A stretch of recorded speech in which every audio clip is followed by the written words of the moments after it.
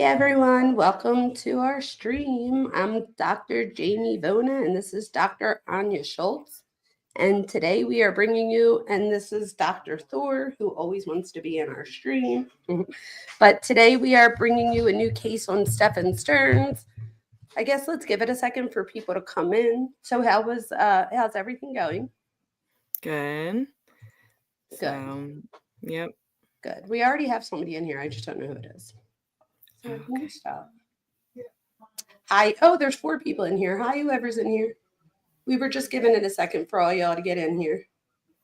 Okay, so while I'm waiting, actually, I'm going to pull up. All right. Thor needs some. Yes, Thor needs like a cam, truth. Seriously. So wait, let me see something real quick. Oh, I almost put you in timeout by accident. I was trying to make you like whatever so that in case anybody got. So the other day I went live and we had somebody in. Hi, James.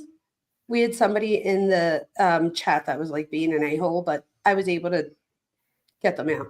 But I was going to give the wrench, it's called, or whatever, to Truth, but I can't figure it out right now, so I'll do that for the next time. Okay. So if anybody gets whatever, I'll just time them out or just kick them out. So hopefully everybody, please be respectful. Also, I am 1 away from having 300 subscribers. So if you're not subscribed, please subscribe. I'm not what's the word I'm looking for? I don't get money from, I'm not monetized. I don't know why I couldn't get that out. And everybody that just got in here, I literally just got into a car accident, but I am so dedicated to the things that I do that I am here. So that's why it took me 3 minutes to get on. So I do apologize for anybody that was waiting and had to wait an extra minute or so. That was my fault. It wasn't Anya's fault or Dr. Schultz's fault. She was here. So today we're going to talk about Stephan Sterns, and we never discussed him before, you and I, at all. Nope. So as we get started, what do you think about it? I think it's interesting. As I was trying to watch all of this information and read about all the information, I think there's a lot of weird perspectives that have taken place. I think Jennifer is actually a little bit. I'm dying to know what you think. Yeah, I know.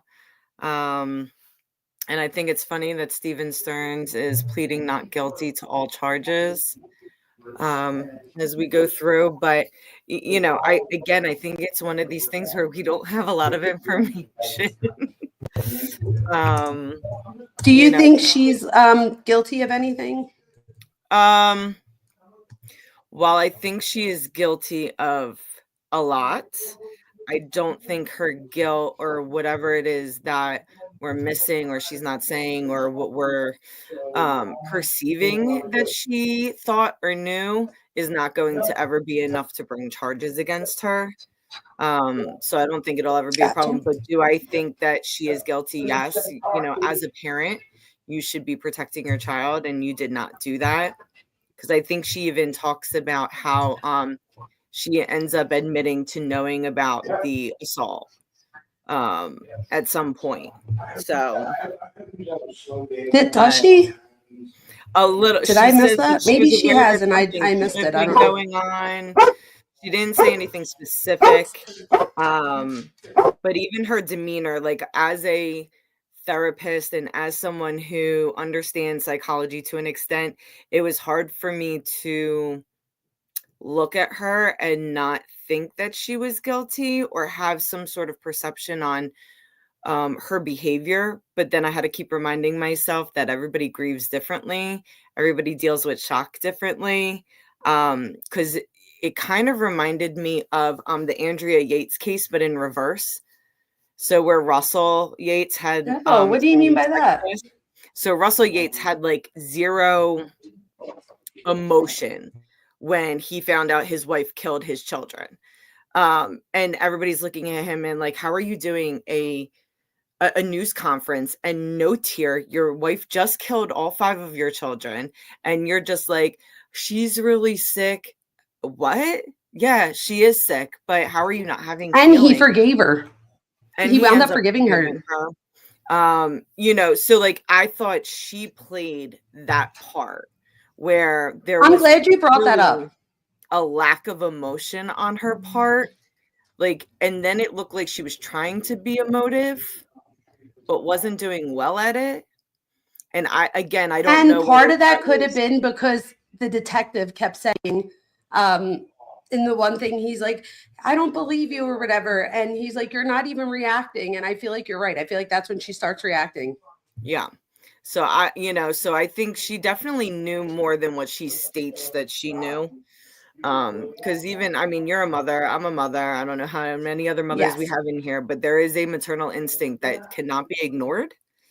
And then even some of the stuff that was coming out of her mouth, she had like a really weird text to her ex-husband at one point, where Oh, she about getting a says, lawyer. no. So Madeleine was going to visit him over Christmas, and she sends him this text, and it says, hope nobody touches Maddie or tries shit or films her under the bathroom. And so when the detectives had asked her about this particular text message, she's like, I actually don't really remember sending that. Then she says, oh no, I remember sending it because I remember seeing a story about a flight attendant on a plane who put their phone on a toilet seat and was videotaping people in the plane sexually explicitly. And I'm like, okay. And then there was another text that she texted Stephan, and it basically said, Maddie is no longer sleeping with me. I can't risk it. She doesn't even know what that meant. So I like, there are just weird things That that was she was weird. saying and allowing that you can't tell me as a mother and as a therapist that they were not weird or incriminating in some point, about her not knowing what was going on. Okay, so this is where I love doing this with you because we have like two totally different brains, but I feel like together we're like genius. Look at that. So I also agree that she is not mom of the year, right? So as a mom, she should have protected her daughter. I do believe that she is guilty of that. So then I guess you could say she's guilty of neglect, right? However, I don't think she knew about either of the things. And again, I am in the minority. About 96% of the population believe that she knew something. I don't know why. I don't buy it yet. I don't know. But I literally am in the minority. You're in the majority. So it's probably me, not you. But this is my thing. So I wrote down a few things here. Did you see the part where, hold on, where was it? There was the part where she talks about, I'm like, oh, if she sees this part, she's definitely going to be like, what the heck? Where she talks about she didn't want it to turn into, um, oh my God, you guys, what was the thing that she said? What did she say? She didn't want it to turn into the guy that falls in love with his stepdaughter. Yes. So yes, I know what you're talking about. Mia Where Farrow. her That's, biggest yeah, fear about having him as a boyfriend was eventually her daughter was going to turn 18 and he was going to leave Jennifer for his daughter. That was like her biggest fear, which is an odd fear. Let's just put that that is out. an odd fear. So No, that's definitely an odd fear. it's definitely an odd fear. And then she also, the other thing that she talked about, and which kind of, I'm going to agree with you in like 1 second a little bit, but she said she Woody didn't Allen. Thank you, Jeff. Woody Allen. um she That was did it. not Sorry. let her daughter have sleepovers out or at the house because she felt uncomfortable about what could possibly happen at them. And I think normal, healthy, psychological people would not have that thought. And so when you Okay. say that you don't think she knew, the only way that I would believe that she didn't know is if we knew more about her childhood history, which we don't. I've looked it up. There's not a lot out there because to me, she is someone who has been sexually abused, sexually raped most of her life, probably from someone who was very close to her. And maybe she even repressed or dissociated this. And in those ideas of repression or dissociation, maybe she is completely unperceptive of reality except for the thought process. Okay. No, I hear what you're saying there. I do know that at some point, and maybe we'll get it for next time, she has, it's not Tappa Talk, but you know how like the other one has Tappa Talk? So she has an online diary, which I don't know why anybody in their right mind would want an online diary that other people could read. But she has an online diary and it's only for a few like years, but it's before Maddie, and she is in New York, and um, she talks about how she's going to come home and that New York's just too busy for her. It's not her thing, da da da. And then all of a sudden she comes back and she's like, "Well, I guess I'm not doing that because her mom said you can come back to Florida, but you're not coming back here." And then she's like, "So I guess I'm staying in New York." And then after like a while comes back on and she wants to go into the military at some point. And she's like, "My mom keeps eating steaks and stuff in front of me and like to get." So I do think that I think that you're onto something there. Like I do think that if we do find anything, and maybe that could be like our mission for the next time, but if we do find things, I bet you we're going to see that even if she wasn't abused or whatever, she says to the cops at one point, she says, "My mom put it into my head never to trust a guy." So we have that, right? But that Mhm. doesn't really say anything. But then we also have like, why would her mom, like if my kid was trying to get into the military, I wouldn't be like baiting her with food. Do you know? I don't know. Like I didn't like any of that. So obviously it wasn't like a type of thing where she was like, "Oh, let me help you. Like let's walk together." Or so I don't think that she had the best upbringing, but I'm not sure because I don't know for sure. Um yeah, but what were you going to say?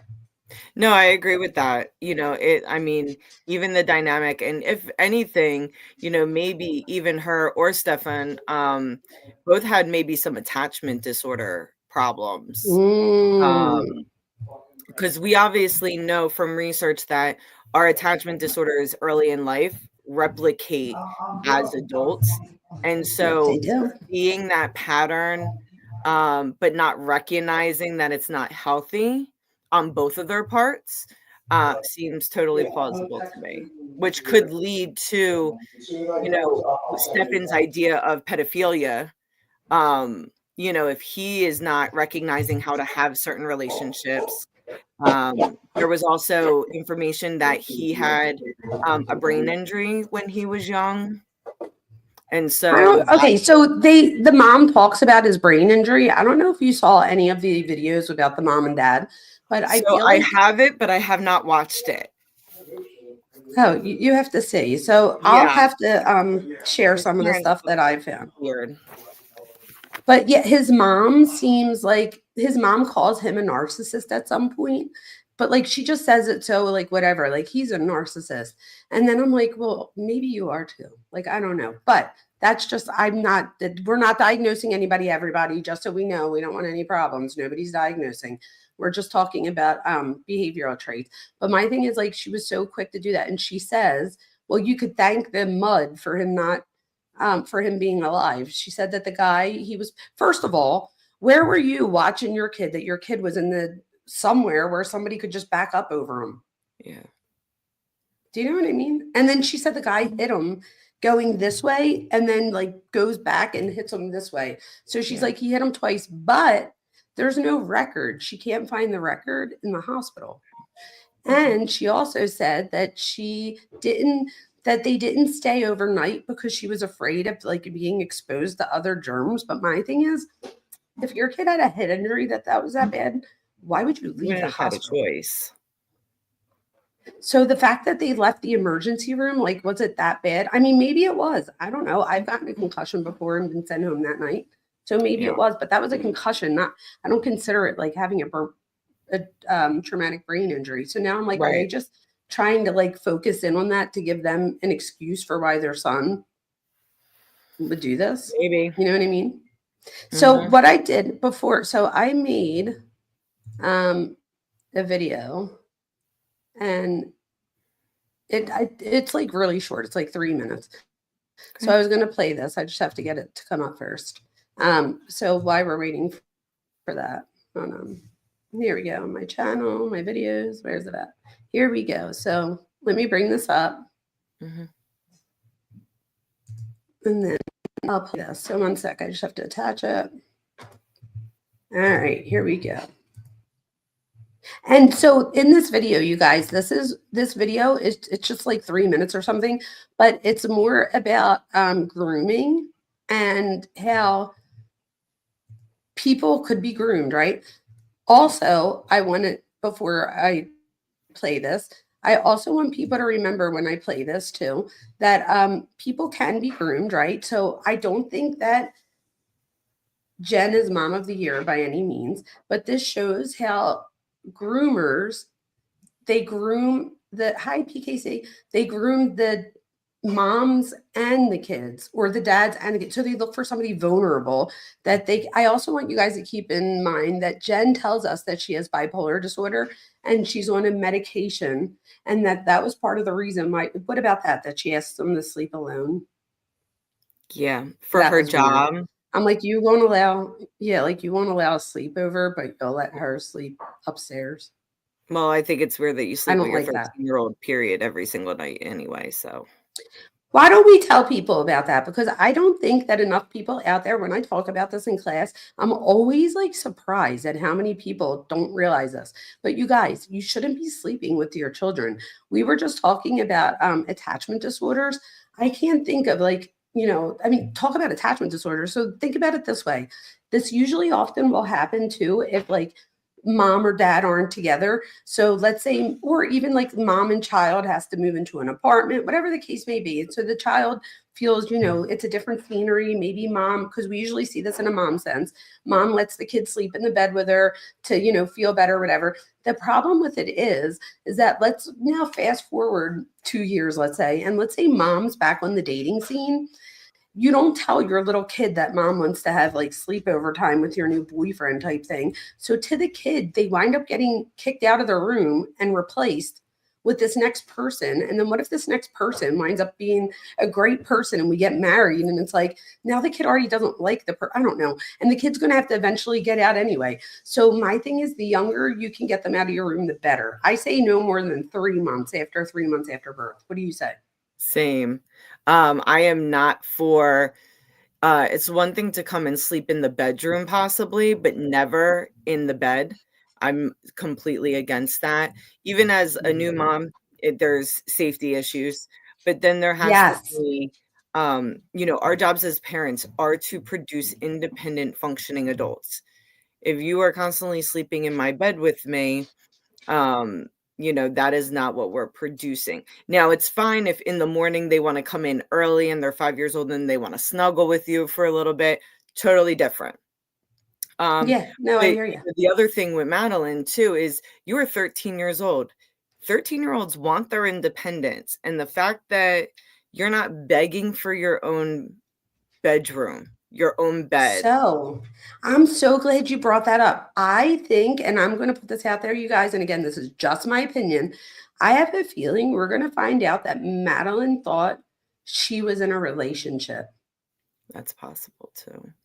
I mean, I don't That's know what if we'll people be don't able to really understand. So, find that out, but, because I see. I'm Well, they still have text waiting. messages. I was gonna say I'm We still don't see waiting. them yet. Yeah, we Yeah. haven't seen them yet, and so it will No. be definitely interesting to see, um, the development of their relationship too, because even if, um, this was happening, you know, why didn't Jennifer see the signs of what normally happens to children who end up being molested or raped? There are Okay, definitely yeah. signs that, such And the as thing is that she doesn't see the signs, but at the same time, she's like, I'm totally against sleepovers. Because so isn't that right? So it's like on one side, it's so like she I doesn't feel see the like sign. with what she says, she actually should have been a more overprotective mom, and that's not what's happening. I think her statements contradict her behavior. And that's the trouble I'm having with not believing her, I think. No, I You hear know, you. All right. Well, let's put if you were constantly this one thinking and see what someone was people gonna think. go after your No, go kid, ahead. if you were constantly thinking someone was gonna rape your kid, hurt your kid, you can't trust men, you would be bubbling her and definitely not letting her see Mhm. Stephan by themselves. Sorry. And the other thing, you guys, not for nothing, but even when she sleeps in the bed with both of them, I think that it's weird that she slept in the middle. It's just weird. It's Do you know just what so I mean? Like it's just weird anyway. But I mean, if for some reason she is going to sleep in the bed with them, like make the mom sleep in the middle, not her. And then my thing is like I'm not trying to be, perverted or anything, but isn't it like a normal? I'm not a guy, but Jeff's you're out there. I know you're out. Isn't it normal for a guy to wake up with an Mhm. erection? Yeah. So like really? Mhm. Like that's where I'm like, really, Jen? Really? So wait, let's look at this and see what's going on.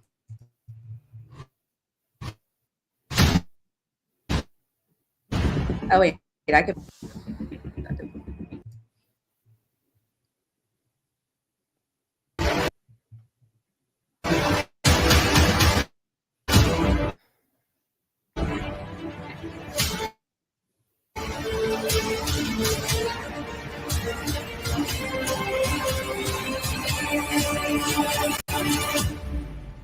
The following is informative and contains my opinion and understanding of the subject matter.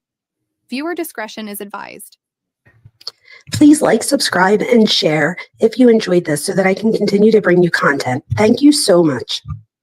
Today, we're looking into the case of Stephan Sterns, a 38-year-old man who groomed and abused Maddie Soto for years, documenting his horrific actions in images and videos on his iPhone and in the cloud. This story reveals the calculated tactics some predators use and the devastating toll successful grooming takes on families. Maddie's biological father, Tyler Wallace, lived far away and wasn't consistently present in Maddie's youth. His life, like Jennifer Soto's, was marked by struggle. Jenn battles with bipolar depression, which makes holding down a steady job difficult for her. Jenn relied on government support for much of Maddie's childhood. Despite the challenges, Jenn managed to provide for her daughter. This absence created a void that would be filled in 2015 when she married Stephen Young, a man with a young daughter. For a while, their blended family offered hope for stability for Maddie and Jenn. However, Stephen eventually began to notice troubling patterns in Jenn's behavior. He went on to tell detectives that Jenny's mental health struggles created a chaotic environment that was negatively impacting his daughter. Stephen had moved out with his child when they divorced, leaving Jenn and Maddie alone again, creating an opportunity for someone like Stephan Sterns to step in. For many years, Stephan Sterns lived a double life. To Jennifer Soto, he was a life companion and best friend. To her daughter Maddie, he was something far more sinister. It was too late by the time his crimes came to light. Stephan Sterns came into Jenn and Maddie's life when Maddie was just 6 years old. Stephan, a charismatic man in his early 30s, seemed helpful, kind, and generous. He offered to support Jenn with errands, provided emotional support when times were tough, and even volunteered to help with Maddie when Jenn needed a break. What Jenn did not see was that Stephan was methodically grooming both of them. He was trying to earn Jenn's trust so that he could have unrestricted access to her daughter. As time went on, Stephan began embedding himself deeper into their lives, becoming a constant presence in their home. This is typical of predators. Grooming is the calculated process predators use to build trust, isolate their victim, gain control over them. It's a process that can take weeks, months, or even years, and it often begins with something that seems harmless, like giving undivided attention, kindness, security, or small gifts to potential victims to gain further access. In Maddie's case, Stephan started by making her feel special. He bought her toys, helped her communicate more effectively with her mom, and spent one-on-one time with her, something Maddie, a child craving connection, couldn't see as dangerous. In my opinion, Stephan slowly began isolating Maddie from her mother by planting seeds of division. He described himself as being Maddie's person and showing her nothing but love, ensuring Jenn would never suspect him. Children who experience neglect, instability, or fractured family dynamics are often more susceptible to grooming. They may mistake a predator's attention for genuine care and affection, which allows the abuser to gain their loyalty and silence them through manipulation. For years, Stephan Sterns traumatized Maddie using the deception of a stepfather-like figure she could count on for guidance. His crimes went unnoticed until tragedy struck a few days after Maddie's 13th birthday. Jenn would find that her belief in Stephan was an illusion and that he was actively creating CSAM featuring Maddie. After factory resetting his phone twice to erase the content, Stephan gave detectives access to his phone data. Luckily, Stephan's attempts to conceal his crimes were unsuccessful. Investigators would recover a trove of horrifying evidence that documented his abuse in over 1,500 photos and videos. The discovery shocked Jenn, so much that she asked the cops, "Could you show me some of the evidence? I won't believe it until I see it for myself." Jenn alleges that she had no idea that the man she trusted had been harming her daughter for years. Stephan's actions were not opportunistic, they were premeditated and calculated, carried out over a third of Maddie's short life. He was arrested and charged with multiple counts of CSA, possession of CSAM, and exploitation of a minor. His charges were later upgraded to include taking Maddie's life. Stephan's first trial related to the CSAM charge is set for next month and is likely to reveal the extent of his depravity and the meticulous planning that went into his crimes. For Jenn, the betrayal has to be unimaginable. Don't forget, Stephan's tactics were designed to evade suspicion, preying on Maddie and Jenn's vulnerabilities. Not only lost her only child, but she has to live with guilt and remorse for failing to keep her daughter safe from this monster. She could have done better, but until the Kissimmee Police Department says they have evidence against Jenn as a co-conspirator, I must stay true to my intuition academically, professionally, and personally. We all wonder of how predators operate in plain sight, exploiting trust and vulnerabilities to carry out their crimes. Look out for signs of grooming, excessive attention given for child, encouraging trust and loyalty through secrecy. Awareness and education are tools preventing predators from accessing children and ensuring that no family Maddie suffered. If you suspect someone you know is being on silence, but together we can ensure that survivors' voices are heard and that justice is served. Thank you again for watching. Okay, so what'd you think about that? I learned how to become a video editor. Not really, but you know what I mean. I'm joking about that. Wait, I did it, and then I don't know why I changed the voice. I was just playing around with stuff, but that was like I like did it into the microphone and then hit change voice because I didn't want to hear my voice anymore. But anyway, so in that video, more importantly than my voice, is the fact that I think that I wanted to remind people. So one of the things that like I wanted to watch that because it reminded me of stuff. One of the things is because Jenn's on bipolar medication, do you think that her mood stabilizers might have anything to do with her lack of emotion? It might not be. I'm just asking. It's definitely possible. If you know, I think I'd like to hear more about what her symptoms actually are and how long she's been on the medication and those types of things. But it's definitely possible, you know, because we know any type of psychological medication is not they're not like top of the line, and they take quite some time to regulate in your body. It's a lot of trial and error to see if it works with your body. And so it's definitely possible. Then there's a lot of side effects too. And you guys have to remember with the mood stabilizer, if somebody has bipolar disorder and they just get antidepressant medication, you're only like working on the one half of it. And it's not uncommon for somebody with bipolar disorder to want just antidepressants because when they're in a state of mania, they get a lot of things done. So in a state of mania, that's when you're you're hyperactive. You could be awake for days sometimes, but we all know, like, if you ever been awake for more than 24 hours, you might still physically be awake, but your brain isn't. So, or you're not thinking the way that you would. So I think it's important for people to understand that with a mood stabilizer, and she was on a heavy mood stabilizer, that it not only brings the depression up, but it also brings the mania down. So part of me wonders if any of that plays a role in her ability to produce emotion, or even to produce the proper emotion. Does that make sense? Yep.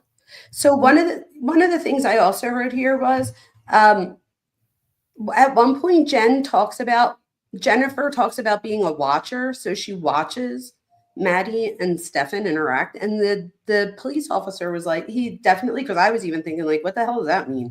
And he asked her, he's like, what does that mean, like a watcher? So Jennifer describes herself as a watcher of interactions between Sterns and Madeleine.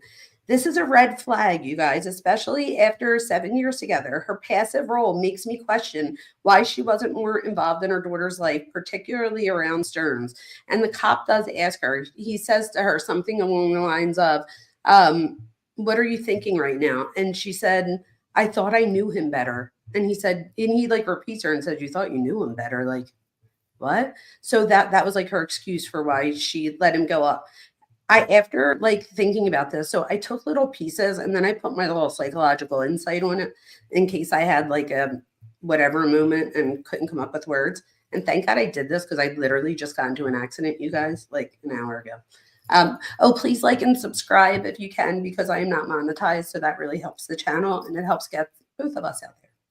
Okay, so for my psychological insight for her being a watcher, I wrote that Sterns, as described by his parents, exhibits clear signs of narcissistic personality disorder. His need to control and manipulate everyone around him made him appear like a doting stepdad to the outside world. But the truth was much darker. Narcissists excel at hiding their predatory behavior behind a mask of normalcy. Jennifer's mental health struggles, including bipolar disorder and PTSD, both of which she says she's on disability for, left her vulnerable to Stern's emotional manipulation. Over time, she became emotionally dependent on him, allowing him to take more control of their lives. Jennifer's passivity in these moments likely reflects emotional exhaustion from years of trauma and mental health struggles. What do you think about that? Yeah, it sounds valid. You know, right? Because yeah.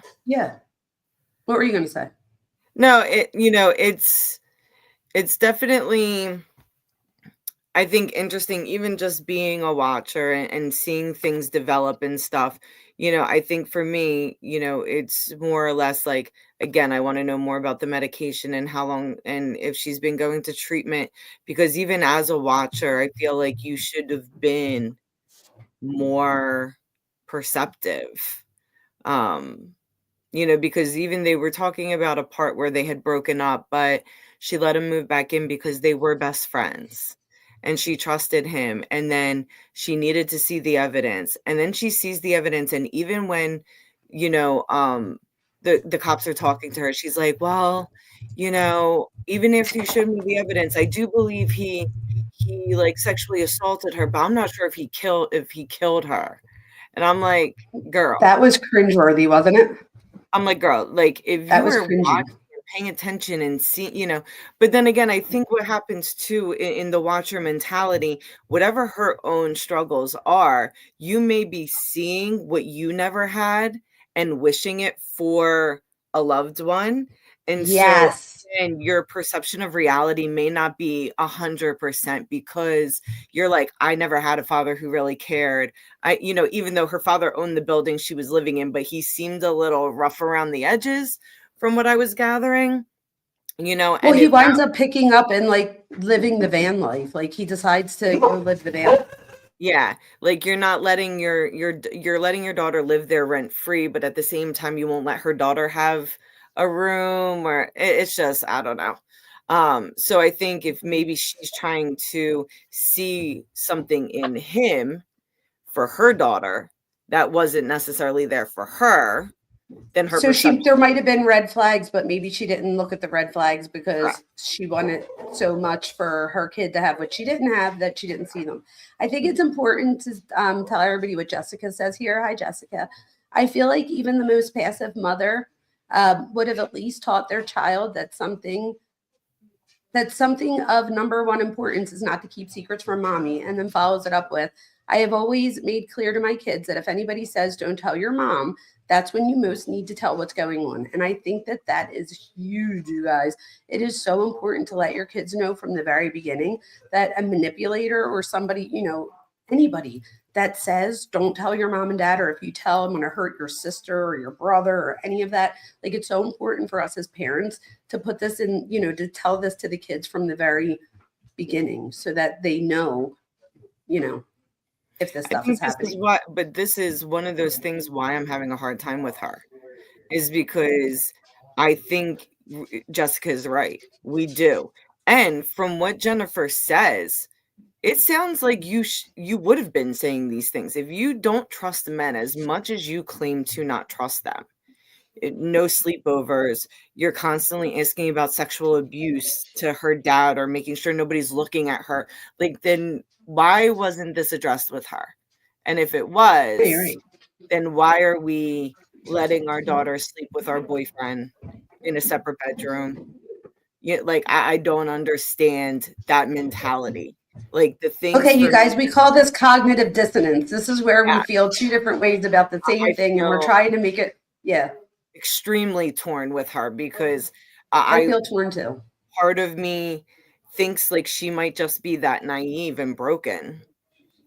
That she's not seeing reality, but the other part of me feels like we're missing a piece that she's not giving up, that she knows. And let's be honest, if she did know something, it wouldn't be advantageous for her to just be like blah blah blah blah blah. But I also feel like Stephan Sterns would have thrown her under the bus already if she did know. Don't you know what I mean? I don't know. I'm not sure, because like, if we just go off of what we know and say he really does have a TBI, and I saw things about him having an IEP in school, and that he just was never really a really good functioning adult. Like, I want to know more about that. Even though I didn't really see it in the interviews, he seems like a loving stepdad. He seemed to have more emotions than she did, which should have been the red flag. So for me, I seen that more as mirroring. Yeah. Like him knowing that that's how he's supposed to be. Because if you look at the interviews, he's crying with no tears. Yeah. I'm like, he should be like the spokesperson for tissues, because that tissue he's using lasted so long. I don't even know how. So you'd think it would have been full to like snot or whatever, or cries, but he just keeps you like, and I hate when he goes, it drives me bananas when you guys hear anything that he says. He does a little, it drives me nuts. Yeah, I do find it weird that he hasn't really said anything about Jennifer at all. And it's funny, and like, I was really surprised that he pled not guilty to the 60 sexual assault charges as well. Like, there is pure evidence. You want to plead not guilty to the murder. I'm not sure how much, actual evidence they have on the murder aspect. It doesn't seem like they have a lot, except for the fact that he was the last person to see her. Well, and he was stupid enough to put her in the car. So this is what he does. He puts her in the car. Right, in the garage. It looked like he was carrying something. Yes. I forgot about that. But that means that he had to put her in there too. Yeah. Yeah. And then he buckled her in. And apparently, so when they see him on surveillance cameras, apparently, like the few times they caught them on surveillance, she was like in the same exact position still. So that's why they thought she was already passed. This must be his excuse for the fact of, we didn't go to McDonald's. She was too tired. But at the same time, Jennifer also said, I don't know why they left so early. So the circumstantial stuff is definitely against him, and for then, sure. And then with that, and then obviously, I'm not sure how you plead not guilty to the 60 sexual assault charges when it is clear on your phone that was you, molesting Madeleine. So, And there was like 1,500 of them. Yeah. And Yeah. they showed Right. Jenn. child porn, you're getting charged with child pornography. Okay, so let me tell you my thing about this. So I was thinking about that, and I feel like porn, whether people are for it or against it, whatever. I feel like whatever. I feel like when it comes to kids, that we need to be calling it like SA or so CSAM, you guys, just for YouTube purposes, because they don't like to put you in the algorithm if you say certain words. But CSAM is childhood sexual Got it. right? But don't you think that that's what we need to be referring to it as? Because the other one assumes that there's like a Yeah. um An entertainment right? purpose to it. I right, guess because there I is tell my for that students group like they of have people, yes. but yeah. And you guys, I tell my students this. So if you're a student of mine and we don't have abnormal psych, or I don't have abnormal psych this semester, so you won't get this talk with me. But just know that when it comes to that, people sit down and they have a contract and they go through it and they're like, are you into this? No. Okay, we're not doing that. Are you into this? Yes. Okay, we'll do that. So they do all these things. I think sometimes youngsters, they're like expecting somebody to do a backflip and land on them. And that's just not what sex looks like in a relationship. Yeah. You know what I mean? Mhm. So, but when it comes to the child stuff, I think that we should just call it either rape or SA, Yeah. right? Yeah. But they do refer to it as that, though. That's how it's referred to. Because I have all of the police documents, and you guys know I do my work every year. But even in the police documents, they refer to it as Yeah. that other thing. So, but I'm like, I don't know. But what do you guys think in the chat? Tell me what you think in the chat. What you think it should be called when there's children involved. Also, let's tell people about pedophilia real quick. So there's a difference between SA and a pedophile. So a pedophile can SA, but you could also SA and not be a pedophile. So let me tell people what a pedophile is. So it's a paralytic disorder. So with pedophilia, the person's sexual orientation is children. So if you could imagine whatever your sexual orientation is right now, if I told you that tomorrow you were never allowed to, have that sexual orientation again, you had to have something different. Imagine how hard that might seem, right? Which is the same thing to a pedophile. So it's their sexual orientation, which is, so my question to you is, do you think, because in the police interview, the police talk about how she just started her menstrual cycle in January, she gets in February, could she have aged out? I'm not sure, because there was one, Jennifer did mention that when she was talking to him about his past relationships, when he was 18, he dated a 15-year-old. Yeah, but then we all. So, so I'm not sure if 13 aged out, but it's definitely a possibility. It's definitely a Because that's what possibility. I thought. I was thinking, because if you're a pedophile, like once you get your menstrual cycle, Well, it I depends don't on know. the profile, but yeah, they have a very distinct, like they don't go out of their range. Whatever And their if you guys listen, and if you guys listen to some of the audios from his friends or whatever, the one friend said that he actually did find it weird. Like he told his wife that one night, like they went out to a bar and there was an older woman, like she was not that much older, but like I guess in her 40s, and she was hitting on him. And the guy was like, she was hot, like, and he just was uninterested. And he's like, I did think that was weird because he wasn't dating Jenn at the time. So he was like, dude, like, what are you doing? Like, she's like throwing herself at you and you're not interested. So I was like, so does, you know what I mean?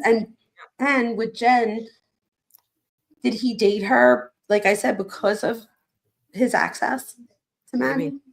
That's definitely I don't know. possible. When you said the thing about the airplane, this was another, I'm like thinking as we're talking. So with the airplane, you guys, so she goes to see her dad, and Jenn says to the dad, you better hope nobody essays or whatever in the bathroom on the plane, which is very, very like specific, right? Yeah. So I tried to think, like, where could that have come from? Like, who says that? Like, people, I would think to say, like, I hope nobody acts like it's their daughter and tries to take her. Like, I just wouldn't have thought that. But again, in the chat, tell me if you guys think that. PKC is hitting it right on the head. So he did peeping with older girls also, but he did peeping. So let me tell you where I think this comes from. I think, because again, I always try to put on the hat of the criminal. And if I put on my Stephan Sterns hat, which is absolutely disgusting to do, all I could think is that at some point, if I could bring up little things and start to normalize them, eventually they become part of your thought process. So could there have been a time where he talks to Jenn about this, even if it was a year prior, or even if it was 2 weeks prior, and he's like, what about da da da? Like, you better hope that don't happen. And now it's in her head and she repeats that. So I wonder how much of that goes on too. I don't know. So the airplane thing, she claims that she saw a news article where this happened. And that's why she brought it up. I've been on her side this whole time, but the more I watch stuff, the more I catch her in little lies. And part of me wants to be like, okay, again, cognitive dissonance. Part of me wants to be like, okay, yeah, she's been caught in lies, but at one point, like you said, she says, okay, maybe that stuff happened, but maybe somebody else took her and she's still out there alive somewhere. So in that sense, she's definitely in denial. Mm-hmm. I just had an ADD moment. It's okay. It'll You're come having back to me. dissonance about her. Oh, yes, because she keeps lying about stuff. So my thing is, thank you. At one point, she says something to the cops that she saw. She says, the last time I saw her was in the morning getting ready. But then she said when she didn't see her that day. And that she heard voices in the kitchen. So I did write a note of something like I witnessed with her, and this is just my opinion, but I felt that, the other thing that had me going against her was that she seemed to remember a lot of details when it came to a lot of things, except when it came to Madeleine. And that day and this.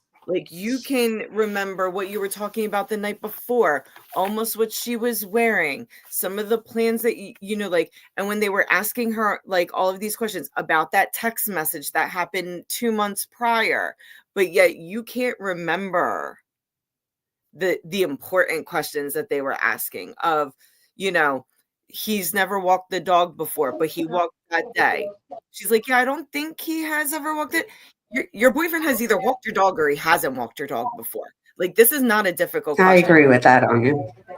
Things that could have been covering for him, I felt she was very I don't really remember, but all of this nonsense. And I think you just said it there. You said covering for him. So I think that she has such a fear of being alone, and she has cognitive dissonance in this moment too. And she doesn't want to believe that this person, for God's sake, she says, I don't let her have sleepovers because I'm afraid this might happen. So she has that in one part of her brain. So now to think that the cops are just telling you the truth about this, think about it, right? What if you were raised not trusting cops and somebody tells you, don't ever believe the cops, what they say? Or what if Stephan told her the night before?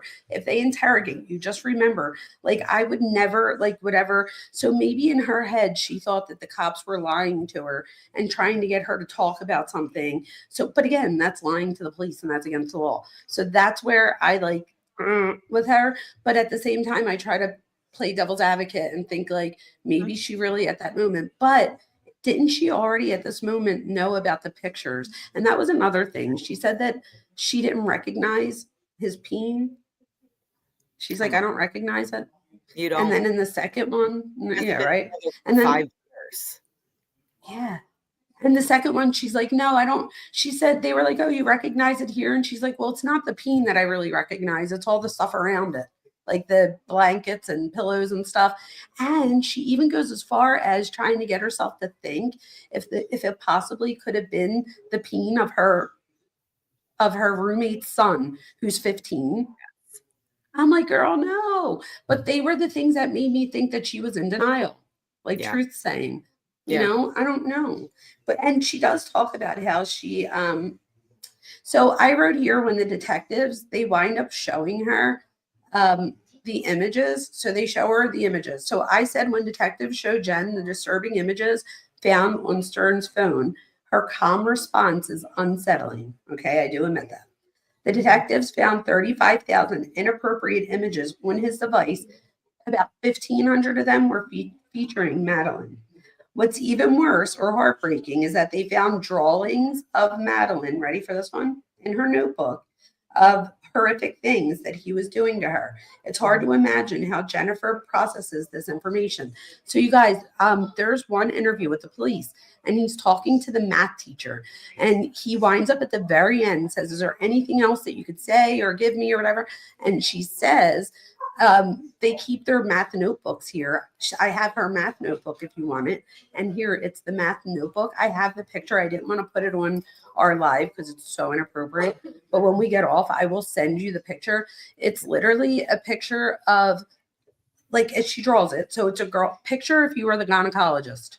Yep. That's what she drew. Yeah. So from that angle. I remember. And there's a peen like on its way in. That I watched. Oh, wait, I saw the pictures, but I didn't think he would actually do something evil. What? Oh, yeah, she did say that.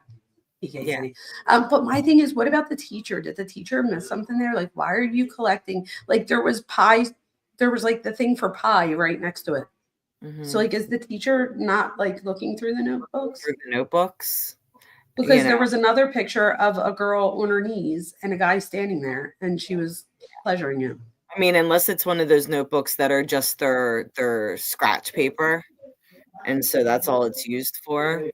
Like, that may not be looking through it, but again, if she's making, because I had forgotten about the artwork. So if she is drawing those pictures, how are we not seeing other? They're obviously it bothers her in some fashion, or it means something to her. I don't know if it bothers her, but it means something to her. And so how are we not seeing these other symptoms that come with SA? I don't understand. I froze. Can you hear me still? Yeah, I can hear you still. Okay, good. Because my screen froze up somehow. But hopefully it comes back in a second. So one of the things another thing, did you hear about the coins, the mommy and daddy coins? No. Let me show you. Okay, so they found this. Let me show you this. Okay, so these coins right here, they're mom and dad coins. And on the one side, it says daddy's turn. And on the other side, it says mommy's turn. And it says new parent decision coin. What's it going to be? Okay, why am I bringing this up? Because we didn't see them yet, or maybe we did see this text. In one of the texts, Madeleine sends this, like a picture of this to Stephan and says, we need to get these. And she says it twice. So there was a bunch of people that were like, oh, could she have meant like, so that she could know whether she's spending time with mom or dad, or if like Jen's supposed to pick her up or Stephan. And I was like, no, she's 13. Like, why would she want mom and dad coins? So I also am under the impression, and people really come after me when I say this, but I have a feeling, even if she was not pregnant, that she may have thought she was.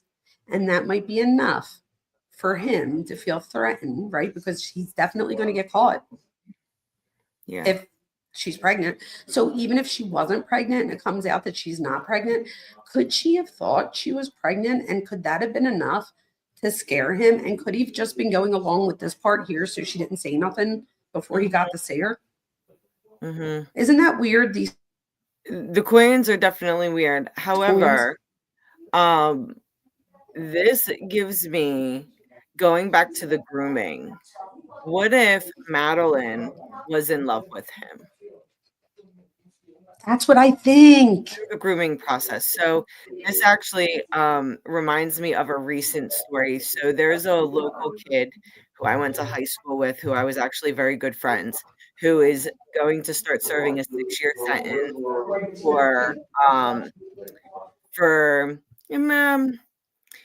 he didn't SA, but he developed a relationship with a 12-year-old at the time. And this happens to be friends of friends in the neighborhood kind of thing. And what had happened was he also groomed them. This was his daughter's friend. He was her basketball coach. And when he asked if she could go on vacation with them, and the parents were like, no, I find it kind of weird. So they started to look into her phone and they saw text message conversations back and forth. And the mom now wants to press charges against him, and the daughter is like, no, I'm in love with him, we are in a relationship. She's 12, he's at the time 38 years old. Stephan's 38 and Madeleine just turned 13. And so now this Same ages. who's local is just about to start his 6-year sentence. So this was years ago that this happened, that they're just charging him now. And you knew this guy before? Like, was there anything in his past that you would have ever been like? We were actually very good friends in high school. And there was nothing like in high school or any, like now that you look back in hindsight, nothing. Nothing. See, Nope. you guys, that's the thing. Like something like this can happen, and they're not, and like because everybody's like His dad, all the kids went to his house, boys and girls. They had like cool barbecues in their backyard. He was, Isn't that a red flag though? So that starts to be a red flag, but he had 2 children the same age. Oh, then that's not.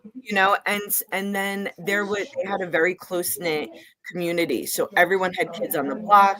So they were all friendly, where like if you needed something, your kids were at one of these houses. So it really wasn't. And I'm the house that everybody goes to too. So that would be so offensive if somebody like suggested that I like kids because I let the kids come here. Just kind of got me thinking. And then with those coins, because like you said, why would she, 13 years old, want these coins? Unless you don't want to hang around with mom and dad anymore at this point. No, unless she technically was in love with him through the grooming process. That's what I think. Plausible to me, actually. I think so too, and I think that let's see. Wait, kill her. Maybe that is why he killed her. If it comes back that she's pregnant, and we find that in the autopsy, that is clear motive to me. Oh yeah, that's what I was going to say before you guys. The number 1 cause of death in the United States for pregnant women is homicide. Look it up if you don't believe me. So, Abby's here. Hi, Abby. So again, the number 1 cause of death amongst pregnant women in the United States is homicide, and it's usually the person that impregnated them. But I'm going to say that even if she wasn't pregnant in the autopsy, her thinking. So why would somebody think they're pregnant, right? So let's see why. Ready? So it's real quick. Let's see. Let's listen to part. This is her friend. Can you hear that? No. No. Okay.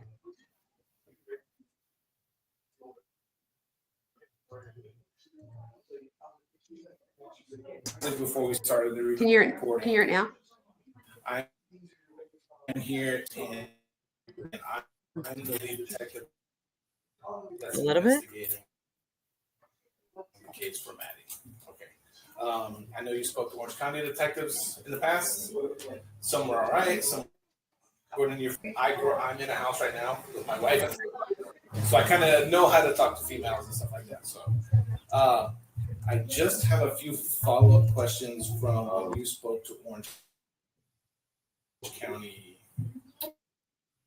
Detective Payne, I think his name was. Birthday party on Sunday? Yes. Who else was there with you as our friends? Ebony and Emily. This is her best friend in the cop. No. Does she go to your school? Yes. What grade is she? 7th. 7th? Any classes with Maddie? PE. PE? You don't happen to have her phone number, do you? Yeah, I do.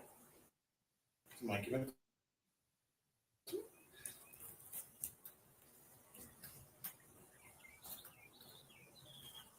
Are you feeling better? Dad says you weren't feeling too hot yesterday. Yeah, I'm feeling better.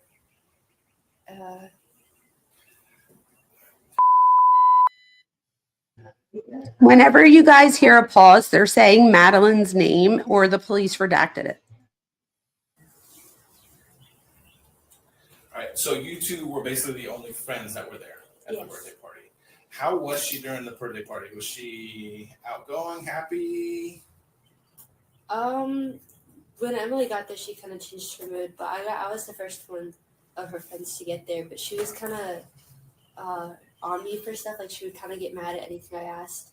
They Like had what? What would you ask her that would make her mad? there was like food there, and I didn't know what the food was, so I asked, and after like 3 times of asking, she got mad at me asking. We were playing red light, green light, and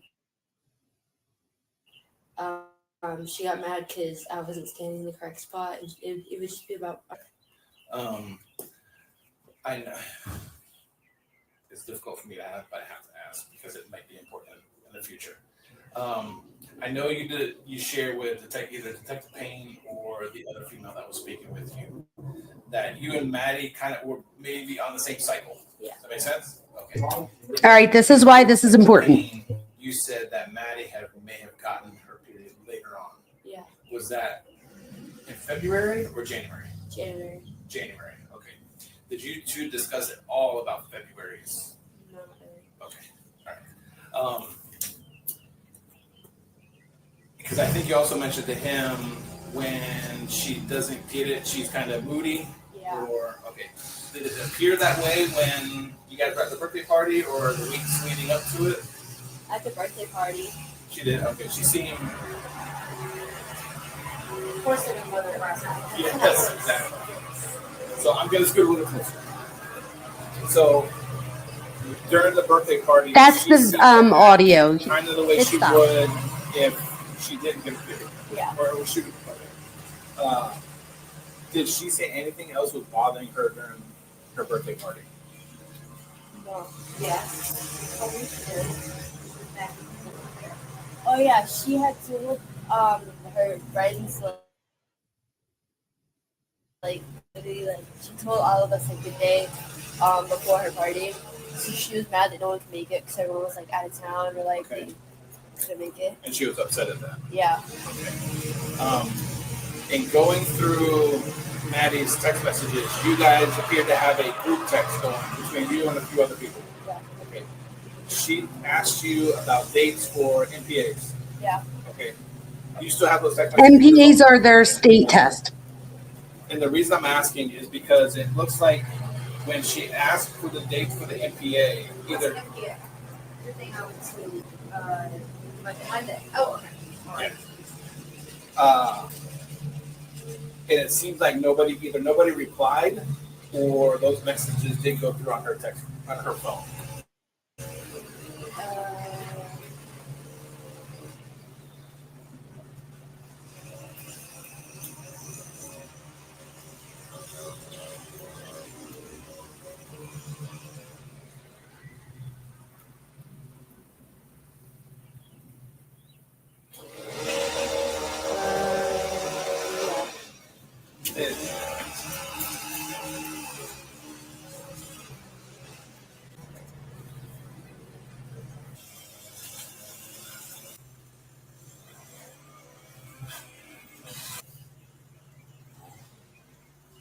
Let's go all the way down. Yeah, go to the very last message that you had that Maddie would have been a part of.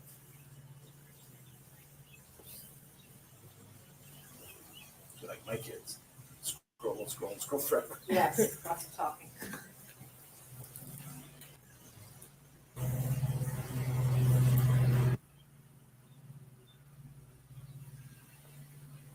Yeah.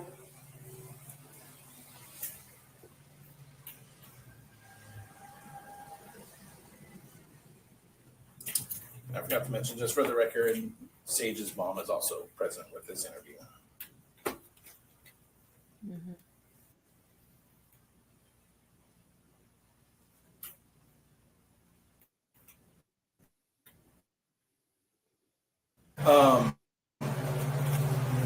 Going back to the birthday party, what time did you leave the party? Picked you up like 7? Yeah, so around 7. I got home at 7:15. Emily left the same time. Okay. Because I saw Emily walk out. Her mother was already there. Her sister, someone was already there to pick her up, and then I Picking up that stayed there. Okay. Who all from Maddie's family was there? Was there a lot? Or? Yeah, there was a lot. I can't remember. Okay. Did Maddie say what time she was leaving the party to you guys, or what time she's going to go home? I had asked her when the party was gonna end before Emily had cake, and she was asking. And she said, I don't know, this party could last till like midnight or like 1 a.m. Okay. Do you happen to know who took Maddie home? Or did she even talk? Did she talk about it? Who was going to take her home? I know what the person looks like. I don't know like how they're Okay. like, related to Maddie. It was a family member. Yes. It wasn't her mom's boyfriend. The mom's boyfriend was not at the party. Okay. Did Maddie mention to you that he was going to be at the house when she got home or anything like that? He told his parents he was going to the party, but he didn't mention go. to you about mom? Was mom working, or why wasn't mom at the party? No, she didn't mention the mom at all. Okay. Did she seem like she was upset at the mom? At her mom? No, but I kind of figured that's why she was mad at like the party. Because her mom wasn't there. Yeah. Got it. All right. Now, I know you mentioned in also one of the interviews that whenever you wake up, you always have messages from Maddie, regarding text messages. Yeah. And is that like on a daily basis? Or okay. All right. What would those messages just be about? Random stuff, or good morning, or She would say like, "Hi, good morning." And she'd send me like Instagram and YouTube and stuff. okay. And from what I understand, she didn't send you a message that morning, Monday morning. And as long as you've known Maddie, have you known anyone other than her mother to take her to school? Other than her grandparents. Other than her parents, okay. That's Have you ever important. met this guy, her mom's boyfriend? I went over to her house like once or twice and he was there. I met him in person once. Okay. Did she ever talk about him? I knew she was on call with him a lot, and I knew that she had told me that he'd moved out of like the house. Mm-hmm. And one day I had asked to hang out with her, and we had made plans like a week or two before. Mm-hmm. And then the day of, I wake up to a text message, and it was like, "Hey, I can't. My stepfather's coming, and we're gonna hang out together for the day." Okay.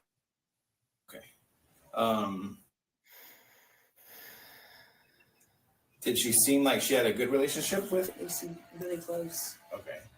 Did she ever mention anything that would may have been weird to you about him or mom? Other than that, they were like really close, and that they were like always on call. Okay. Like when me and Maddie were on call, she was either on call with her sister or him. Okay. With whose sister? Her sister. Maddie's sister. Okay. Could that be her half sister? I guess. Do you know her name? If I said her name? No. Okay. All right. I think that's going to be, I just needed some things clarified about the party, but she was definitely upset at the party. Yeah.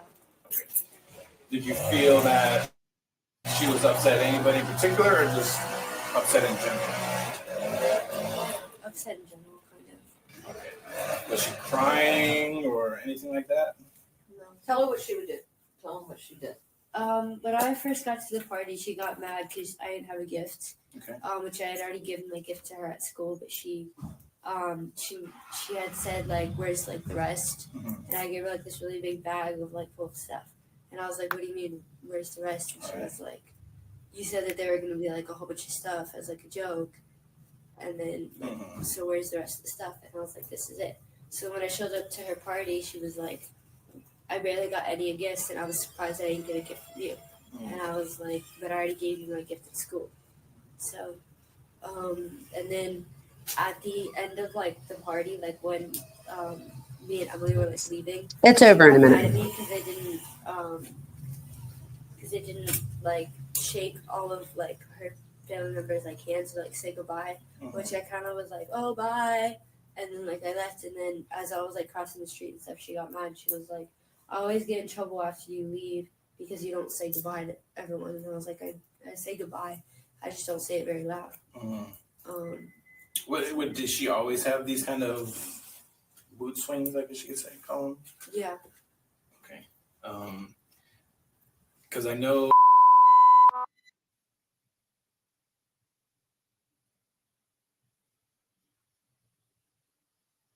Okay. Did she ever talk about her sleeping habits? Pauses or redactions? Late, go to bed early, sleep in late, get up early. I know if she was like sick or something, she'd go to bed early, but she'd sleep in her mom's room. Okay. But other than that, she'd stay up pretty late. All right. One last difficult question. Do you think her mom would hurt her for any reason? I don't know. Okay, that's fine. And I'm not going to ask you about him because you don't know him. Is there anything that you can think of, since we're probably not going to be talking again, that you think I should know that about Maddie or anything that has to do with the household? I know that they have roommates. Mm-hmm. She told me that he moved out and that they got a new roommate.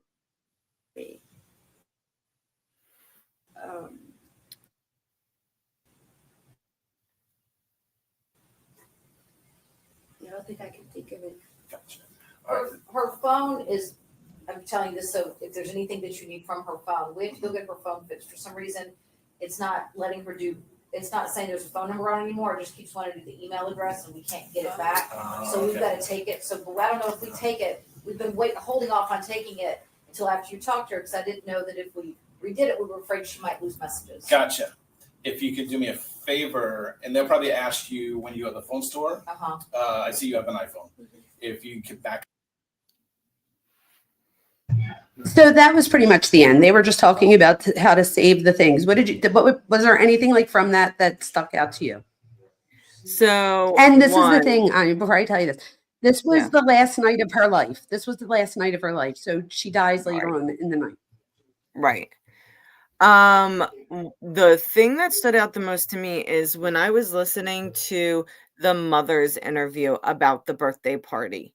The stepdad apparently was at that party, according to Jennifer, and he was the one who had brought I her think they home. were referring to Stephan Sterns. Okay. Because, like... Yeah, I think that's what they meant. And it was Jen's sister, I think, that winds up taking her home. That's the thing. I don't like the inconsistencies. But yeah, Jenn didn't say that her sister brought her home, I didn't think. I could be wrong. But the other thing I find really weird is that you're telling me that this man has been in their life for 5 years and no one has ever met him? Well, no, they met him apparently. Oh, no, the friends, no. But the mom, Yolanda, Jen's mom, like when they interview her later, apparently he wasn't invited to the party because the mom doesn't like him. So the cops or somebody or the reporter asked the mom, like, why don't you like him? And she says, I don't know. I just never liked him. Isn't that crazy? That. So Jen's mom, but isn't it crazy though that Jen's mom got like a weird sense off of him, but Jenn didn't? Yeah. You know what I mean? And then Jen's it's mom also sounds a little off kilter too. So, and has her own daddy issues or whatnot. But so I find it weird that none of her friends have met Stephan, except maybe once. And they all said that she spoke very highly of him. Yeah, and especially if that's like her best friend. So if you guys talk every day and you're best friends, you've only been to her house twice. Okay. And could you imagine this little girl's mom wouldn't let her sleep over? Like she asked to sleep over and she says, I got mad at my mom one night because she wouldn't let me sleep over. But like the mom's probably like, thank God. Yeah. Well, thank God. Yeah. Like she made the right decision because she said, I don't know, like I don't really know these people. You know what I mean? Yeah. So she told the daughter no. But thank God she did because Stephan was there at the time. Yeah. This was the other thing. Yeah, go ahead. Madeleine's behavior kind of seems the early signs of bipolar, if what they're saying is true. So that's, or it could just be cattiness of teenage girls too, as well.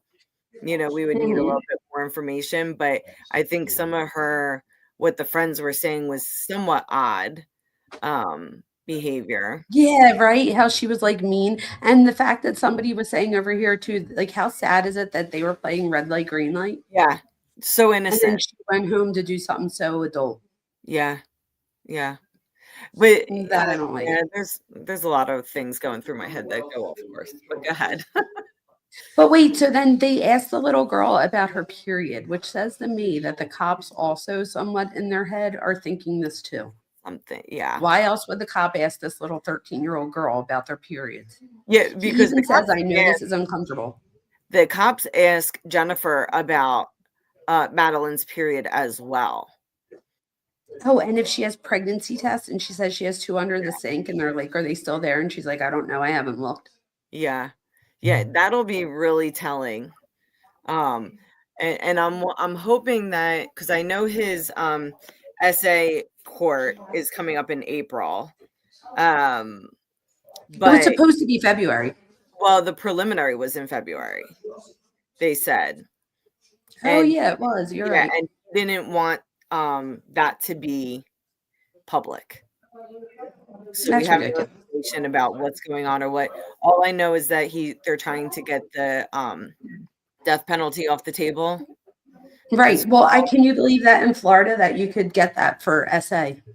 Yeah, well, I mean, So they'll have like two bites at the apple here. And I also heard that in jail that he's like very like he's having a hard time there, like other inmates. Because I always hear too that like inmates, the people that they like least are people that hurt women and children. correct. So they said like people are like yelling stuff at him. Well, apparently he's not eating a lot. Like he keeps passing up on meals. And I was thinking about like, why would he do that?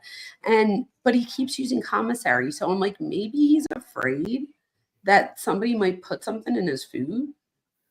Could that be like maybe he's paranoid now and he's just eating commissary stuff? I don't know, but somebody is paying him in his commissary. So Yeah, that is also because it sounds like your parents don't even like you. Yeah. And the dad, he says to the dad, so he finally calls. So next time, so we'll wrap it up, but next time, like, or start to wrap it up. But next time, if you want to do this one again, or we could go back to Brian Koberger. I don't know which one you'd rather talk about. I feel like people are really into Brian Koberger. I just also thought that it was important to shed light on other cases too here and there. So I think it was good that we did this. But think about it and let me know which one we should do next. If you want to do next week, do you want to do next week? Yeah. I'm asking you out on a date again, girl. I keep doing it to you live too, so you can't say no. Yeah. Oh, I love it too. So wait, let's see. What does PKC say? It sounds like the detectives definitely think she may have been, or at least thought she was pregnant. And that's the thing, you guys. She didn't have to be pregnant to think she's pregnant. And I don't know, again, this might just be my horrible not horrible, but like my corrupt childhood. But I remember me or friends having like pregnancy scares when we were way too young to. So I can remember if like being so afraid that I actually would like not just me, but whoever would miss their cycle because they like were so stressed out. And sometimes they would get psychosomatic symptoms, like their breasts would start to hurt, things like that. So she could have just thought that she was pregnant. So it doesn't even have, because a lot of people are like, she definitely wasn't, we would have heard about that, or they would have charged another charge for the baby and blah, blah, blah. But I'm like, you guys, like, I think people are missing the point. It doesn't, even if she thought that and then got her menstrual cycle, like just the fact that that's now in his head that like, wow, like this is possible at this point now because she menstruates. Mm-hmm. I don't know. There was one other thing. We were talking about cognitive dissonance, a note here, just in case we don't go back to this, that I just want to make sure I say. So I put that Jennifer tries to reconcile the man she thought she knew, which was a doting partner and stepdad. So just like in the video, he would do things like, oh, don't worry about it. I'll help you, or I'll come down and help. And then with the predator revealed by the evidence. So the fact that Sterns had pictures of Madeleine's notebook drawings showing her possessing the abuse she was enduring adds another layer of horror to this case. It's likely that Jenn had developed a trauma bond with Sterns over the years, where she felt emotionally attached, you were talking about attachment, to him despite his harmful behavior. When people are subjected to long-term emotional abuse, they often become dependent on their abuser, making it difficult to see them for who they really are. What do you think about that? Yeah. I think a lot of that's happening on two levels, a mother and also Madeleine. And what about the mom missing the party? Yeah, I find that weird. I mean, she explains it that she just started a new job, but this is your 13-year-old. And then she goes on and says, I wanted to change the date, but my family was like, no, no, no. And I'm like, okay. you know. So I'm so glad you said that, because that actually could play to the part of a dysfunctional family. Yeah. In her, There's like, so the fact that she wanted to change it, and the mom, it's Yolanda that tells her, no, like, Yeah. let's have the party still. So that makes me wonder, like, what was her attachment to her mom type thing? Oh, I don't think it was good. I don't either. You know, I think a lot of the fear about men she gets from her mother, you know, like all the weird side comments that her mom, you know, does. I think her mom might be the narcissist of the group. I don't necessarily get that from Stephan just yet. Well, I'm thinking more with Stephan that it would be more of like a covert narcissist. It would definitely be more covert, but Yeah. it may not even be that. It may just be But wait, a what pedophilia. if mom? No, it could be that too, you guys. She's absolutely right. So it could just be a pedophilia, not just, but it could be a pedophilia thing, or it could be a pedophilia thing with narcissistic too. His mom's the one that diagnoses him narcissistic, but she's also the one that diagnoses him pretty much with a brain injury. Yeah. But how weird is it? Like you said, what if mom is narcissistic? That, I don't know if people know this, but when you have a narcissistic parent, it often leads you at risk of developing borderline personality disorder, because the narcissistic parent doesn't know how to regulate their own emotion. So they don't know how to teach you to regulate emotion. So if you think about it, right? And then that fear of abandonment. So could it be that Jennifer also has a little bit of this too, and that her and Stephan Sterns are just recreating that trauma bomb? Yeah. Of like what feels familiar to her. I'd actually like to know a little bit more about Jennifer and Tyler's relationship. Madeleine. So they were high school like sweethearts or whatever, and then she like sees him again after she's in college, and she goes to the Marine ball with him, the Marine Corps ball or whatever. And so it was like they were dating, and then they stopped dating. So it seems like they were back on and off. But then he was dating his wife that he's married to now at the time when he got her pregnant. So yeah, he winds up seems ill will or anything. It just seems like bad timing. Well, no, yeah, but bad time. But he also, I think he cheats on Tatiana, his Okay. wife. But I think she was just like his girlfriend not just, but she was his girlfriend at the time. But I think that because of that, Tatiana, and like, because if you watch, there are interviews with him. You should watch them. There are a lot of people, and there are a lot of people that feel like ill will towards him, because he winds up like doing time in jail for doing something in the military that he wasn't supposed to. So it was something military related, and I believe it had something to do with like ammunition or something. But I don't know, so don't quote me on that. But I know for a fact it was a Marine court, not like a civilian court. So and he winds up doing a few months or whatever, and his friends wind up doing a few years or something like that. So I don't know exactly. If anybody knows in the chat how long he did, but that means that he wasn't part of her life during then. He also admits to not being around as much as he should have, but that for the past couple years, and he says that this last vacation or whatever, when she was there, was the first time that they really like felt each other, meaning like understood each other. When he said that, I was like, what a bad like choice of term of words. Like, oh my God. And I knew what he meant. He meant like bonding, but the way he said it, I was like, no. And also in the same interview, he talks about wanting to have a Maddie sandwich with him and his wife, and I'm like, and again, I think he was being completely innocent, but it was like really like I don't know, there's something about words with me that I don't love, like how Stephan says like they had time to kill, stuff like that. Are they Freudian slips? Definitely could be. But you guys have to remember, there could be a lot of learned helplessness going on here too. So a lot of this just could be from, not just, but it could be from Jenn growing up. The one last thing that I had that I think is important that we didn't bring up, and then I promise I'll let you go because I feel bad making you go long, was, did you see his, did you read the always thing that he wrote? So in jail, he gets caught. He gets caught in jail with yellow legal paper. And they wind up sweeping his whole cell because of it, because you're not allowed to leave, you're not, this wasn't the paper that they approve of, right? So I'll have to like upload it somewhere, maybe I'll put it on my community page, but let me just read you what he writes, okay? Tell me this ain't a confession. It's called Always. It says, wait, hold on, there's a better version of it. Okay.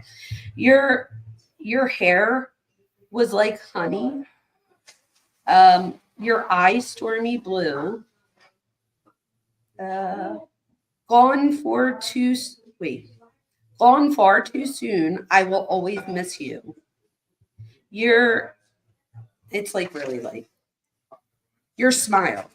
Your smile was a treasure. Your laughter filled the room. This world is not the same. I will always miss you. I love you so much. I would have died for you. With no end to my tears, I will always miss you. As I held you in my arms, my heart died with you. Rest in peace, sweetheart. I will always miss you. Interesting. Yes, isn't that interesting? Yeah. I mean, I think there's no denying the 60 SA charges. There's no denying it. I don't think he will get off on those. No, I don't either. And when his parents say to him, like, you know, we're afraid that we're not going to be around, like, when you get out and stuff. And he's like, I don't even know if I have 40 years myself. And I'm like, he only thinks he's getting 40 years. Oh, Jess, did you never hear this? I bet some people never heard this. Let me just real quick, just in case, because I know that whenever I listen to stuff, and I'm always like, wait, what did that say? So let me, now that I read it the one time, let me just read it through one more time. So it says, your hair was like honey with your eyes stormy blue, gone far too soon. I will always miss you. Your smile was a treasure. Your laughter filled the room. This world is not the same. I will always miss you. I loved you so much. I would have died for you. With no end to my tears, I will always miss you. As I held you in my arms, my heart died with you. Rest in peace, sweetheart. I will always miss you. Yeah. Yeah, Part I think of me Jenn feels summed like that up. like if as soon as we find out her autopsy, besides the strangulation and all of the other stuff, because we already know that there was probably drugs in her system. They talk about that she's on a couple of different medications. The one medication causes extreme drowsiness. Sometimes both parents gave her the meds when only one of them were supposed to give them the meds. Yada yada yada. I did not like that. Yeah. But I'm wondering if he did kill her, if it had to do with the necessity, because it does sound like he was in love with her, but it also sounds like she could have been in love with him, and it was out of Guys, I think necessity rather than want, you know, I or agree. you know, or again, I feel like this is where Jenn comes in a little bit, you know. So And apparently, if your kid was missing, wouldn't you, like, even though you knew she wasn't in the house, wouldn't you still, like, go around the house looking for clues? Like, if Yeah. she would have just went up She to got bedroom mad number at 4. him. So apparently you remember his story about he got a flat tire after he dropped her off from school. He had a donut on his car. So that night when she was missing, he's like, can I drive your car? I want to go look for her. And Jennifer got mad at him for wanting to drive her car to go look for her daughter. What? She tells the cop, I know, that's crazy. She tells the cop that it's because he wasn't on her insurance. If he has insurance under his car, he has insurance for your car. So I don't want to hear that bullshit. All right. Well, my thing is he screwed himself by doing that because she has GPS in her car. So they were able to track where he went, and he went to where her body was found. Well, that's because he was Which isn't abnormal. Yeah, that's not abnormal, you guys. Because he was in love with her. I truly believe that he was. On whatever. And I think she was in love with him too, even though it's completely. There was I was watching this one DA talk about the situation, and I don't agree with her, but it made me think about things because she actually thought, could Jennifer have used her daughter to pay her way with something? And that was the point of where Stephan came in. Like they had. See, I don't know, because I feel like Stephan was a loser and didn't pay his own way. Like his dad was the one that paid his not even like pay your way, rent. Like give me this, like with emotion, that, like a tit for tat type of thing. Even if it was, you guys, we talk a lot about Freud, even if it was like subconscious. Yeah, it could have been like she didn't want to be alone and she was that desperate, which again, that is not mom of the year. There's and also it's definitely neglect. There's also a lot of women out there who end up blaming their daughter for the ruined relationship that they have. he's in love with you. So I don't think that Jenn, her own daughter, but could there have been an implication of having it done because you were jealous of your own daughter? Especially with the comment of, oh, my biggest fear is that you're going to fall in love with my daughter when she turns 18. Nobody says that. Nobody in their right mind No, says nobody says that. That's the most incriminating thing that I think she says. nobody I says agree that. with that. And so, No, they don't. lucky for her, there are so many zigzags in this story that I don't think they'll ever arrest her for anything unless they found pure physical evidence, but they would have found it by now. And they said, because Stephan's dad at one point, I'll have to send you some of the interviews, but Stephan's dad at one point, like, goes back to the cops to, like, talk to them. And I don't think he realizes, I think he even admits that he didn't realize that the cops had their body camera on. So I think the dad thinks, oh, the dad used to be a cop. So he was a cop for like a year or two and then decides to go to real estate and winds up doing really good. So one of Stephan's friends lived with him for like 7 years. And he said like he moved with him and everything to like 3 different houses. But he said each house was like a little bit of a downgrade. But even the house that they're at now is still like better than most people type thing. Yeah. But so the dad tries to bond with the cops over copping type thing, like over policing. And he goes back and you could tell because later on he says in the one interview, he's like, and I forget his exact words, but pretty much that he didn't realize he was being audio taped. But he says to the police, could Stephan and Jenn have been involved in some form of like enterprise? And they were like, yeah, I wouldn't push it like that far. And he said, well, could they have been working like independently? And the cop says Stephan was working independently. And the dad like questions it. And they were like, we downloaded Jenn and Stephan's phone and Maddie's phone. And there was 0 things on Maddie and Jenn's phones. And everything was on Stephan's. Yeah. So I don't know. That's what makes me think like, oh, wait, what did Jessica write? Because Jessica's had really good points. Yes, that's definitely what I was trying to get at earlier. That would explain the question of how did she not know what was going on? Oh, if Jenn finds out, meal ticket is over. Oh, yes. So psychologically, I see what you're saying. Truth, you're right. So it's like she like psychologically doesn't want to know it. It's almost like people that know that their spouse is cheating, but they don't look into it because they don't want to find out if it was. And my thing is, had she just looked a little bit better, if she went to bedroom 4, I don't know if you like looked over, I'll have to send you a bunch of stuff, but they found something called a fleshlight in the room charging a fleshlight. And he had a tripod. For what? Well, obviously you saw all this. We know for what. It's all the stuff on his phone. Right. Well, that's what I mean. But like Jenn didn't go upstairs. It wasn't just pictures. He had videos as well. You know, his very first video of her, he says to her, I don't know why I remember this one, but it was the very first time he essays her. And he says to her, you can only play with the phone if you lick it for 3 seconds. Yes. And do you remember? And she like eventually winds up doing it. And then she gets the phone. And that was like, I think it was Jessica maybe in the beginning that was saying about conditioning. So that could be conditioning. In the video that he bought her gifts. You know, it's and paying attention to her. Yeah, it's the same thing. Sometimes when like serial killers have children of their own, they buy them certain gifts to keep them in line to go with those things. And groomers do the same thing. And especially if she was 8 at the time when this all started, you know, it's very easy to say, oh, I'll buy you a new doll. I'll buy you a new iPhone. I'll buy you a new this if we do this. And they'll be like, okay.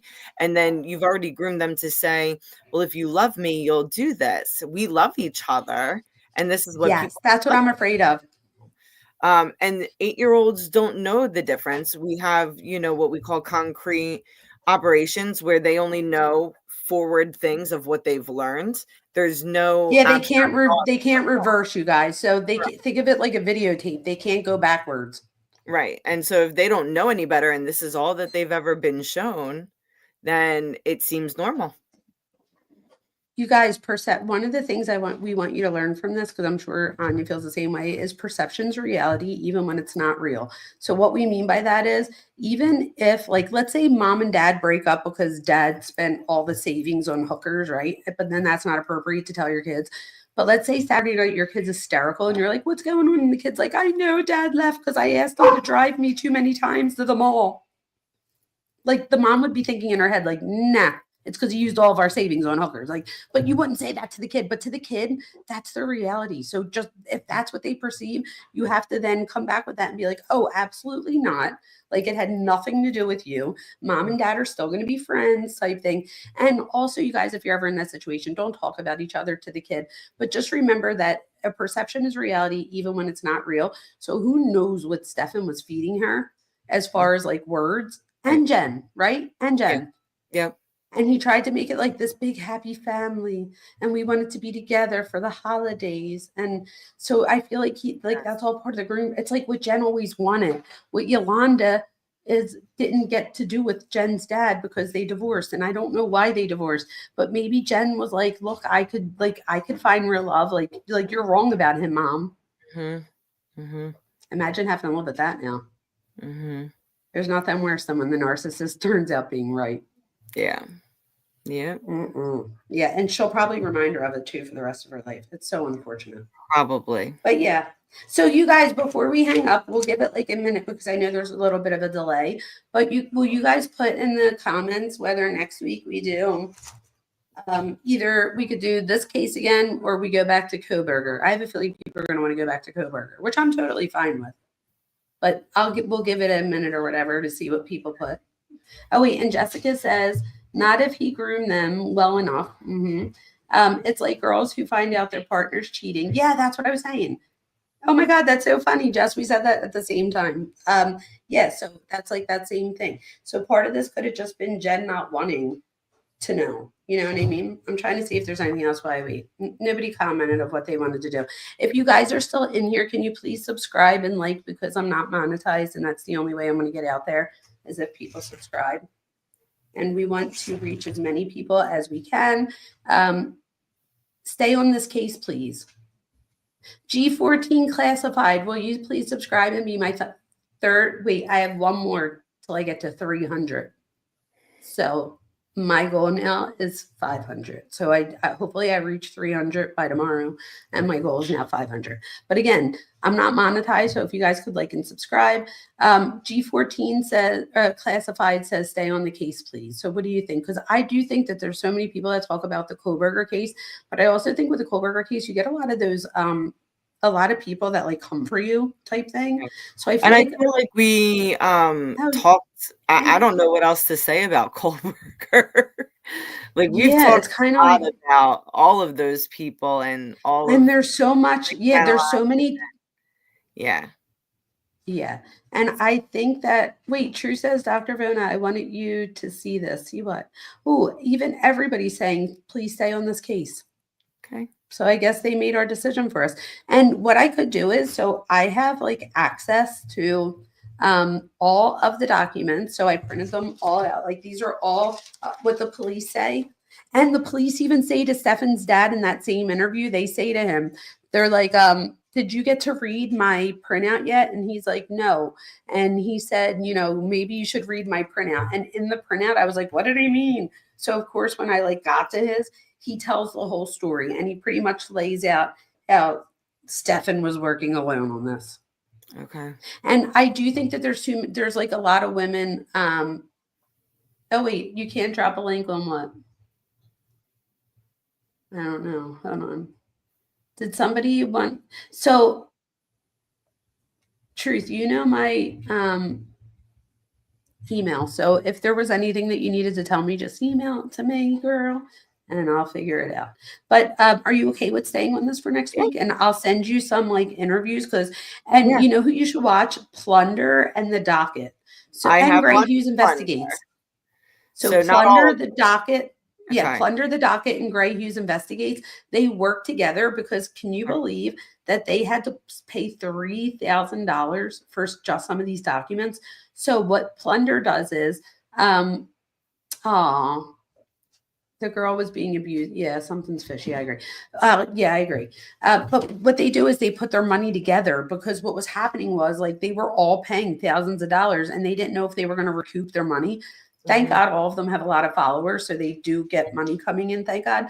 But then what I do is I am subscribed to Plunders, where I get access to everything. So because we're doing this together, hopefully Plunder won't mind that I share some of it with you, just because then we know what to talk about together. Plunder's awesome. So if you guys aren't subscribed to Plunder, Gray Hughes Investigates, or The Docket, go subscribe to them. They're on this case too. And every time something new comes out, and even they're, I think, allegedly speculating, does a lot with this case too. So people get FOIA requests. And I didn't realize that the Freedom of Information Act isn't free. Yeah. You know, I don't know why I didn't think that. I think I thought like that was just like part of the job, like, oh, somebody, you know, and it's not. And then I'm like, well, what do they have to do? And then Plunder lays it out in the one video. And she's like, they literally have to go through every single line of every single piece of paper, because they have to redact every person under 18's name. They have to redact addresses. They have to, so I guess it takes hours and hours and hours. And then they have to times those hours by how much the people make. And then that's where they get the number from. So, but that also means that if something's $3,000, that it was a lot of information, and you have to see the data dump that they got. It's crazy. Yeah. But I'll send you some of the videos. But the other videos are on Plunder too. So she just adds her commentary. Yeah. Yeah, she's awesome. Paul is awesome. Yep. All right, you guys. Well, thank you all for joining us. And I will see you on Monday. See you Monday. Too bad I don't see you at work as much anymore. We're going to have to figure that out. I know. We should go to lunch or something. We should. This is our way to like stay connected, because if not, we would be like, what is it? Boats in the night or ships in the night? We just pretty much. We don't want to be like that. We work off of each other. All right. Yeah. Thank you everybody for coming. And yes, and we'll see you all next Monday at 7:30. Sounds Bye, good. everyone. Thank you.